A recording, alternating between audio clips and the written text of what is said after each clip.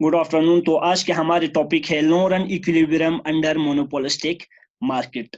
तो market structure के ये monopolistic market third type of market है जिसके हम लो रन इक्विलिब्रियम को क्या करेंगे, डिस्कस करेंगे। तो इससे प्रीवियस लेक्चर में हमने शॉर्ट रन इक्विलिब्रियम और meaning and assumption of monopolistic market क्या कर चुके हैं, डिस्कस कर चुके हैं।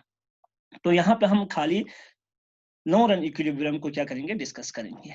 जिस तरह मैं यहाँ पे रिकेप कर रहा हूँ, ठीक है। तो शॉर्ट रन हमने किस में पढ़ा था, परफेक्ट कंपटीशन में भी पढ़ा, मोनोपोली में भी पढ़ा और मोनोपोलिस्टिक में भी डिस्कस कर चुके हैं। तो यहाँ पे तीन टाइप के क्या होते हैं, तीन टाइप के प्रॉफिट होते हैं। दो टाइप, जो एक सुपर नॉर्मल प्रॉफिट होते हैं, ठीक, और एक होते हैं नॉर्मल प्रॉफिट, एक होते हैं मिनिमम लॉसेस या एबनॉर्मल लॉसेस भी कहते हैं, ठीक है। जिस तरह ये हम तीनों मार्केट में डिस्कस कर चुके हैं।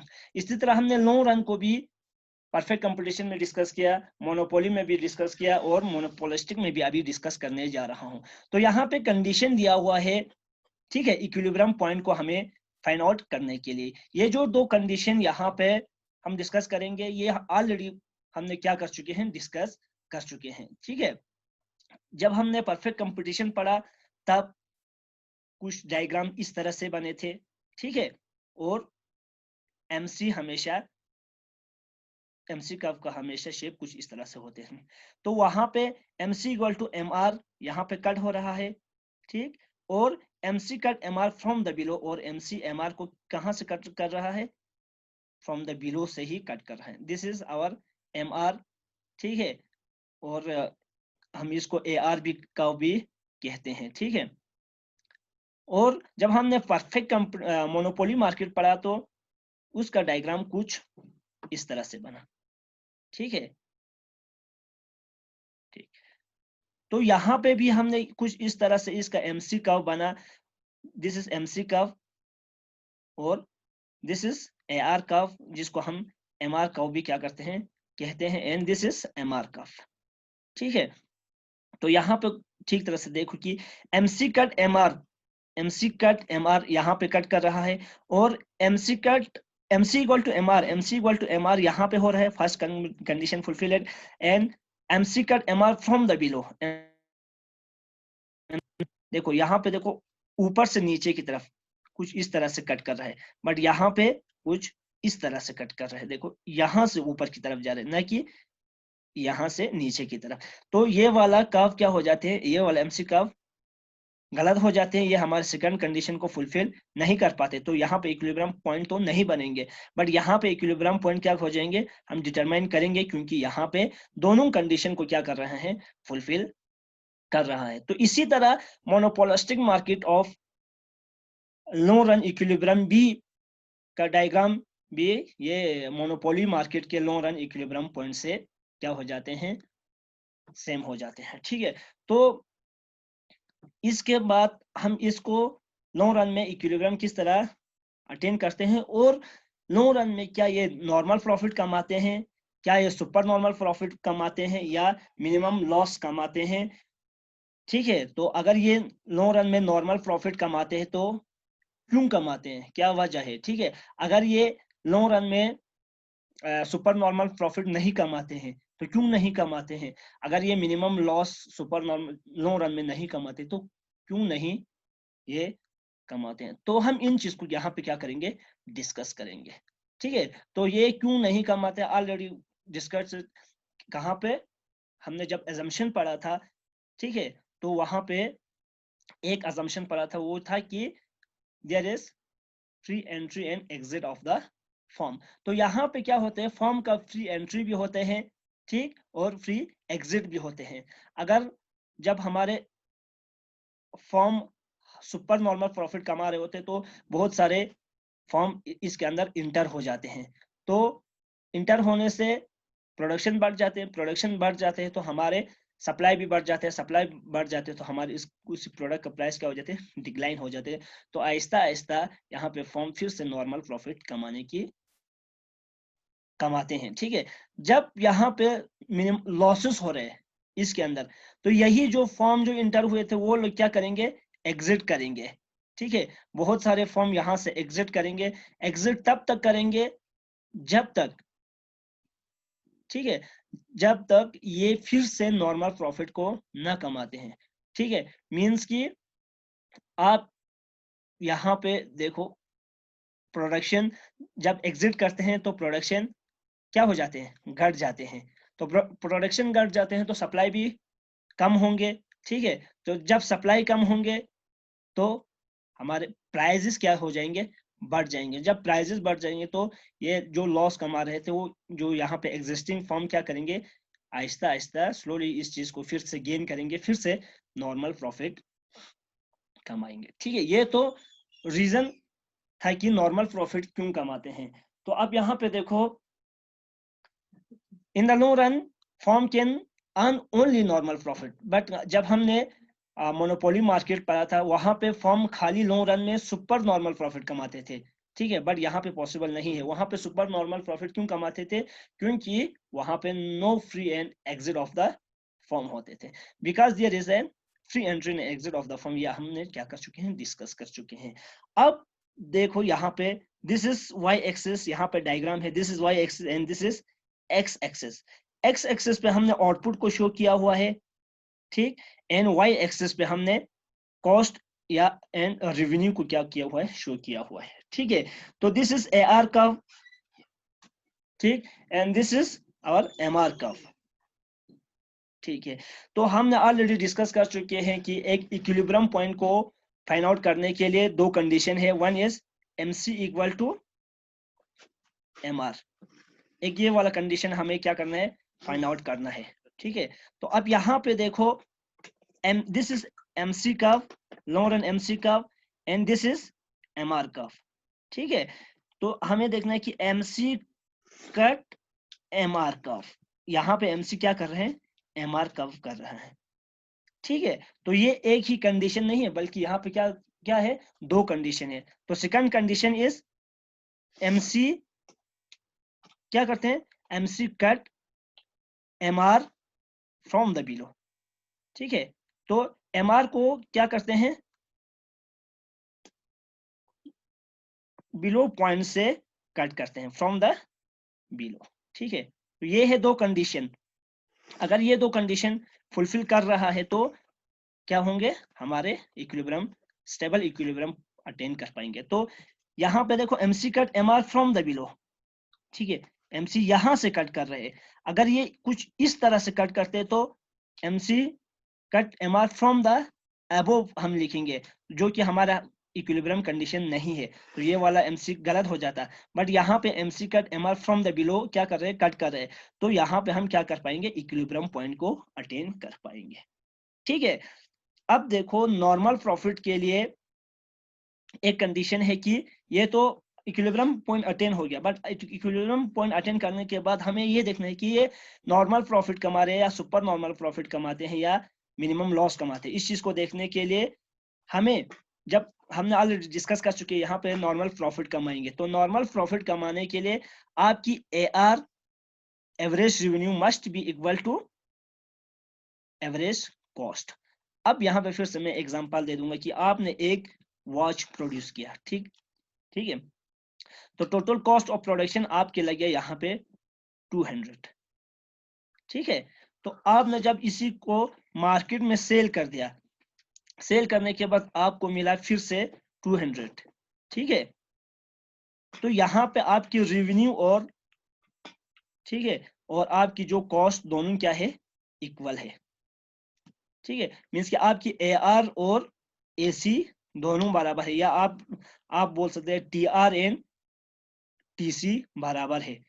ठीक है, तो जब ये दोनों बराबर होंगे तब आपकी क्या होंगे, फॉर्म नॉर्मल प्रॉफिट कमाएंगे। ठीक है, ना लॉस ना गेन हो रहा है। अब this is your what, AC curve. देखो, जब आपकी AC और AR जब बराबर होंगे तो कर्व भी एक दूसरे के साथ क्या होंगे, टच करके ऊपर की तरफ क्या हो जाएंगे, राइज करेंगे। ठीक है, तो यहाँ पे आप क्या कर रहे हैं, यहाँ पे आप 200 में प्रोड्यूस कर रहे हैं, ठीक, आपकी एवरेज कॉस्ट यहाँ पे टच कर रहे हैं। अब यहाँ से दिस, और इसी 200 को आप क्या कर रहे हैं, सेल कर रहे हैं। तो यहाँ पे आपके इक्विलिब्रियम पॉइंट बनेंगे। इक्विलिब्रियम पॉइंट से हम एक लाइन ड्रॉ करते हैं ऊपर की तरफ, ठीक है, और ये डिमांड कर्व या एआर कर्व के साथ इंटरेक्ट होते हैं, वहां पे हमारे सेलिंग प्राइस क्या हो जाते हैं, डिटरमाइन हो जाते हैं। बट जब हमने एसी कर्व भी यहीं से इंटरसेक्ट, यहाँ से टच करके ऊपर की तरफ राइज करते हैं, तो यहाँ पे हमारे क्या निकल जाते हैं, कॉस्ट ऑफ प्रोडक्शन भी हमें पता चलते हैं, जो कि कॉस्ट ऑफ प्रोडक्शन और सेलिंग कॉस्ट दोनों क्या है, इक्वल है। जब ये दोनों इक्वल होंगे तो फॉर्म ना लॉस ना गेन कर पाएंगे, ठीक है। तो इस टाइम पे फॉर्म क्या कमाएंगे, नॉर्मल प्रॉफिट ही कमाएंगे, ठीक है। तो ये थे normal profit under monopolistic market in the long run, ठीक है। अब यहाँ पे देखो, जब हमने मोनोपोली पढ़ा, परफेक्ट कंपटीशन पढ़ा, वहां पे हमने इंडस्ट्रीज को इंडस्ट्रीज कहा, ठीक है, और फॉर्म को फॉर्म कहा।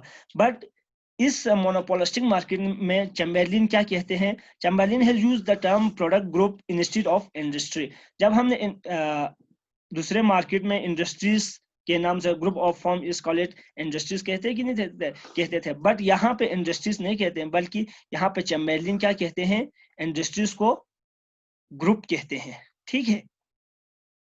तो ये ऑब्जेक्टिव क्वेश्चन में क्या करते हैं, पूछते हैं। जब आप कॉम्पिटिटिव एग्जाम देंगे, graduate level, under graduate level या आप पीएचडी लेवल के भी जितने भी कॉम्पिटिटिव एग्जाम देते हैं, तो वहां पे पूछते हैं कि इंडस्ट्रीज को ग्रुप किसने कहा था। तो आप यहाँ पे इजीली टिक कर सकते हैं किस चीज को, चैम्बरलिन को, ठीक है। Long run equilibrium of the form, देखो ये हमने ऑलरेडी डिस्कस कर चुके हैं, और यहाँ पे मीनिंग भी साथ में दिया हुआ है, ताकि आप इजीली, अगर कोई नहीं समझ पाते हैं या कोई लिख नहीं पाते, तो यहाँ से देख के क्या कर सकते हैं, लिख सकते हैं। मैंने इसीलिए यहाँ पे इस चीज को लिख के रखा था, ठीक है। अब यहाँ पे देखो, firm will not earn super normal profit, तो हम ऑलरेडी डिस्कस कर चुके कि फर्म सुपर नॉर्मल प्रॉफिट नहीं कमाते, क्यों, if the firm earn super normal profit other firm will inter into the group. तो ग्रुप में ये क्या करेंगे, अब यहाँ पे इंडस्ट्री नहीं, यहाँ पे ग्रुप कहेंगे, क्योंकि चैम्बरलिन नहीं इसको ग्रुप कहा है। तो ग्रुप में इंटर करेंगे, they will produce close related goods so the supply increase. तो जब बहुत सारे फॉर्म प्रोड्यूस करेंगे तो सप्लाई तो इजीली बढ़ जाएंगे, तो सप्लाई बढ़ जाएंगे तो price of the product decrease होंगे, तो ऑटोमेटिकली प्रॉफिट भी डिक्लाइन हो जाएंगे, तो ये फिर से नॉर्मल प्रॉफिट की तरफ आ जाएंगे। Entry of new firm into the market will continue until firm are no longer making super normal profit. तो तब तक क्या करेंगे, इंटर होते जाएंगे जब तक ये सुपर नॉर्मल प्रॉफिट क्या हो जाएंगे, खत्म होके नॉर्मल प्रॉफिट अटेन करना स्टार्ट नहीं करेंगे।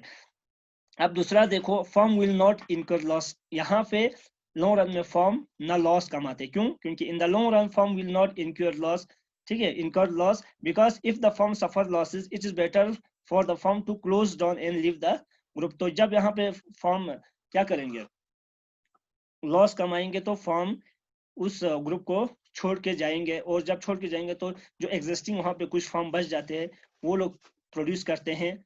जब जो लोग पहले थे, जब वो एग्जिट कर जाएंगे तो क्या हो जाएंगे, सप्लाई भी कम हो जाएंगे, ठीक है। जब सप्लाई कम हो जाएंगे तो प्राइस क्या हो जाएंगे, बढ़ जाएंगे। जब प्राइस बढ़ जाएंगे तो ये यहाँ पे 2-3 कुछ 4-5 ग्रुप फर्म बैठे हुए होते हैं, तो वो लोग फिर से नॉर्मल प्रॉफिट क्या करेंगे, अटेन करेंगे। When the losing firm quit the group, their total supply will fall in the price again start to rise, which lead to again gain the normal profit. तो दोबारा से ये जो एग्जिस्टिंग कुछ form बैठे हुए होते हैं, वो लोग फिर से नॉर्मल प्रॉफिट को क्या करेंगे, अटेन करेंगे।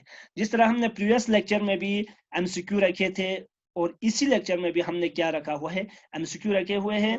तो आप लेक्चर को अगर ठीक तरह से समझा होगा, तो इन 2 क्वेश्चन का आप इजीली क्या कर पाएंगे, आंसर दे पाएंगे, अदरवाइज आप नहीं दे पाएंगे। अगर नहीं दे पा रहे तो आप इस लेक्चर को दोबारा से देखें, ठीक है, तब तक देखें जब तक आप इन क्वेश्चन के आंसर नहीं दे पाते, ठीक है। तो यहाँ पे क्वेश्चन है कि 7th question, in the long run under monopolistic competition profit are maximised या losses are minimised when MC equal to MR, या MC equal to AC equal to AR, या MR is greater than AR, या MR is less than MC। तो इन चारों में से जो भी आपको बेस्ट क्या हो जाएंगे आंसर लगे उसको क्या करें मार्क करें। ठीक है, अब 10th question, second question, according to Chamberlin under monopolistic market the number of firm are called, number of firm जो होते हैं उनको क्या इंडस्ट्रीज कहते हैं या ग्रुप कहते हैं या कार्टेल कहते हैं या ऑल ऑफ द अबव या सब कहते हैं। तो ये हमने अभी अभी कुछ 2-3 मिनट पहले डिस्कस किया है, तो अब मुझे लगता है आप इसका आंसर इजीली दे पाएंगे। ठीक है, तो मैं यहाँ पे ऑब्जेक्टिव क्वेश्चन इसलिए रखता हूँ ताकि आप खुद को क्या करें, खुद को खुद को पता करें कि खुद ने कितने इस लेक्चर को अंडरस्टैंड किया है या नहीं किया है। अगर आपने इस लेक्चर को अंडरस्टैंड किया है तो आप इजीली इनका रिप्लाई आंसर दे पाएंगे, अदरवाइज आप नहीं दे पाएंगे। ठीक है, तो कुछ मैंने ऑब्जेक्टिव के साथ ही यहाँ पे ये ऑब्जेक्ट MCQ रखे थे ताकि आपको भी अपने आप को पता करने की एक जरिया बने। ठीक है, तो आपने कितना अंडरस्टैंड किया है कितना नहीं किया हुआ है। ठीक है, तो इसी तरह अपकमिंग लेक्चर में भी हम क्या करेंगे, इसी तरह ऑब्जेक्टिव 2-3 ऑब्जेक्टिव क्वेश्चन रखेंगे और ऑन द बेसिस ऑफ वही लेक्चर जो हमने करंटली डिस्कस किया उसी के ऊपर क्या करेंगे, एक ऑब्जेक्टिव 2 ऑब्जेक्टिव क्वेश्चन सेट करेंगे। ठीक है, तो थैंक यू वेरी मच, अल्लाह हाफिज। तो अपकमिंग लेक्चर में हम कॉजेस ऑफ एक्सेस कैपेसिटी, अब देखो मोनोपोलिस्टिक मार्केट में ये एक्सेस कैपेसिटी का कंसेप्ट एक्स्ट्रा हो जाते हैं। ठीक है, तो इसको हम क्या करेंगे, इनके कॉजेस क्या है, ठीक है, एक्सेस कैपेसिटी होता क्या है और या क्या ये बेनिफिट है या लॉस है। ठीक है, तो उनको हम क्या करेंगे अपकमिंग नेक्स्ट लेक्चर में डिस्कस करेंगे। तो ये जो एक्सेस कैपेसिटी वाला कंसेप्ट है, जो ये हमारे लास्ट टॉपिक है मोनोपोलिस्टिक मार्केट का। तो अभी हमने long run equilibrium under monopolistic market जो पढ़ा था, ये था last topic, second last topic of monopolistic market. Thank you very much, Allah Hafiz.